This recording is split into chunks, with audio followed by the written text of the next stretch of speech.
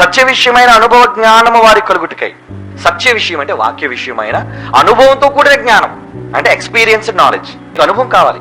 ఏమిటి బైబిల్ చదివేశారండి అంటే చదవడం గొప్ప కాదు, దాన్ని నువ్వు అనుభవపూర్వకంగా తెలుసుకోవాలి. కొంతవరకు మన ప్రారంభంలో చదువుకునే బుక్ నాలెడ్జ్ మాత్రమే ఉంటుంది మనకి. తర్వాత ప్రాక్టికల్ నాలెడ్జ్. ముందు టీచర్ మాస్టరు బొమ్మ వేస్తాడు మనకి, కప్ప బొమ్మ, ఇది కప్ప నోరు, ఏమంటే ఇది కప్ప కడుపు, లోన పేగులు ఇలా ఉంటాయి, ముందు బొమ్మ వేసి చూపిస్తాడు మనకి. విడగొట్టి చెప్తాడు మనకి అన్ని. ఆ తర్వాత ఏం చేస్తాడు, పాఠం చెప్పిన తర్వాత ప్రాక్టికల్స్ అంటారు. ప్రాక్టికల్స్ అన్నప్పుడు ఏం చేస్తాడు, ల్యాబ్కి తీసుకెళ్తారు మనల్ని అందరినీ. బైబిల్ విషయంలో కూడా మీకు ఏముండాలి, ఇప్పుడు మీరు నేర్చుకుంటుంది ఏం జ్ఞానం, బైబిల్ జ్ఞానం. ఎలా నేర్చుకున్నారు, కేవలం నేను చెప్తున్నాను మీరు వింటున్నారు, కానీ ఇది ఓన్లీ బుక్ నాలెడ్జ్ మాత్రమే. కానీ ప్రాక్టికల్ గా మీరు నేర్చుకోవాలి.